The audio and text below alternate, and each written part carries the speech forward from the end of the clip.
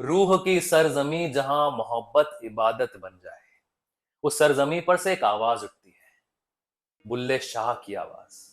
बुल्ले शाह फरमाते हैं, बुल्ला की जाना मैं कौन, ना मैं मोमिन विच मसीता, ना मैं विच कुफर दी रीता, ना मैं पाका विच पलीता। मैं कौन हूं? ना मैं मस्जिद का मोमिन हूं, ना मैं कुफर की रीतें हूं, ना मैं पाक हूं, ना मैं नापाक हूं। मैं तो बस एक खोज हूं, इस रूह की तड़प हूं। इस तड़प में मिर्जा गालिब और बुल्ले शाह एक हो जाते हैं।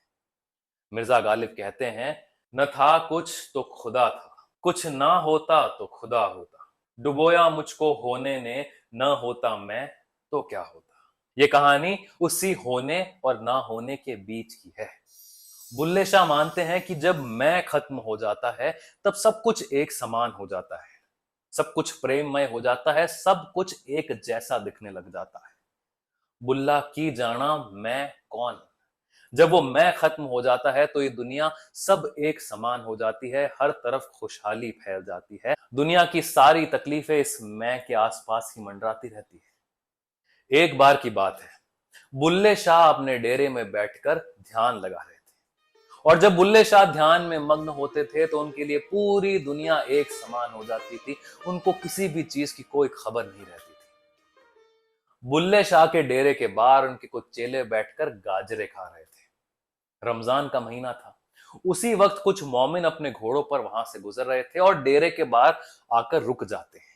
वो क्या देखते हैं कि एक फकीर के डेरे के बाहर कुछ आदमी बैठकर दोपहर के समय अपना रोजा तोड़ रहे हैं। वो मोमिन उनको पूछते हैं कि भाई तुम लोग कौन हो, इस वक्त यहाँ पर बैठकर अपना रोजा क्यों तोड़ रहे हो, वो भी एक फकीर के डेरे के बाहर। वो चेले नजरें उठाकर उन घोड़ों पर बैठे मोमिनों को देखते हैं और कहते हैं कि भाई हमको भूख लगी है, हम अपना काम कर रहे हैं, तुम घोड़ों पर बैठे हो, तुम अपना काम करो और यहां से निकल जाओ। मोमिनों को बड़ा गुस्सा आता है। वो मोमिन अपने घोड़ों से नीचे उतरते हैं। ये वो वक्त था जब कट्टरपन अपनी चरम सीमा पर था। धर्म का बड़ा बोलबाला था। जो आदमी धर्म को नहीं मानता था, जो आदमी धर्म के खिलाफ जाता था, उसके खिलाफ कार्रवाई की जाती थी, उसको समाज से बाहर कर दिया जाता था, उसको सूफी करार कर दिया जाता था। अब ये मोमिन अपने घोड़ों से नीचे उतर कर आते हैं। उनको मन में ये शक है कि क्या ये लोग आदमी असल में मुसलमान है भी कि नहीं। एक आदमी उनसे पूछ लेता है कि क्या तुम लोग मुसलमान नहीं हो। अब जो चेले हैं उनको बड़ा गुस्सा आता है। उनको लगता है कि हम लोग खाने को बैठे हैं, हमारे खाने के बीच में आने वाले ये लोग कौन होते हैं। वो कहते हैं कि भाई हम मुसलमान हैं, अब मुसलमान होने की क्या हम कोई गारंटी लेटर तुमको दें, और हम मुसलमान हैं तो क्या मुसलमानों को भूख नहीं लगती। इन मोमिनों के धर्म पे बड़ी चोट होती है और मोमिन जाते हैं और वहां पर लड़ाई झगड़ा शुरू हो जाता है। बुल्ले शाह के चेले बुरी तरीके से पिट जाते हैं। मोमिनों को लगता है कि अगर चेले ऐसे हैं तो उनका गुरु फिर कैसा होगा।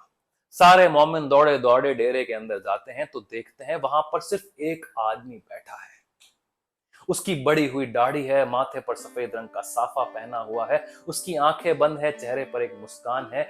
बहुत दिनों से यह आदमी नहाया नहीं है, लेकिन इसके अंदर से इबादत की खुशबू आ रही है। वो आदमी पहले तो उस आदमी को देखते हैं, फिर पूछते हैं कि भाई तुम कौन हो। बुल्ले शाह कोई जवाब नहीं देते।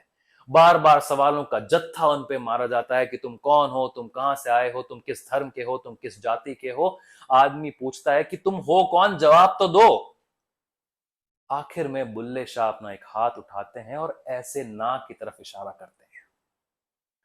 अब मोमिन भी इतनी देर से सवाल कर करके परेशान हो गए थे, उनको इस जवाब से लगता है कि ये शायद कोई पागल आदमी है। वो मोमिन उल्टे पैर वहां से निकल जाते हैं। जब मोमिन निकल जाते हैं तो बुल्ले शाह के चेले दौड़े दौड़े अंदर आते हैं और बुल्ले शाह से पूछते हैं कि आपको तो कुछ हुआ ही नहीं, हम तो यूं ही मारे गए। बुल्ले शाह अपनी आंखें खोलते हैं और बुल्ले शाह अपने चेलों से पूछते हैं कि क्या तुम लोगों ने कहा कि तुम कौन हो। उन्होंने कहा कि हाँ, हमसे पूछा गया कि तुम मुसलमान हो तो हमने कह दिया कि हम मुसलमान हैं। बुल्ले शाह के चेहरे पर हंसी आ जाती है। वो कहते हैं कि तुम लोग कुछ बन गए, इसीलिए तुमको मारा। मैं कुछ नहीं बना, इसीलिए मुझे किसी ने कुछ नहीं कहा। जब आदमी कुछ बन जाता है, जब वो कुछ हो जाता है, तब सारी समस्याएं शुरू होती है। जब वो कुछ भी नहीं रहता, जब वो कुछ भी नहीं बनता, तब ये दुनिया उसके लिए बड़ी आसान हो जाती है।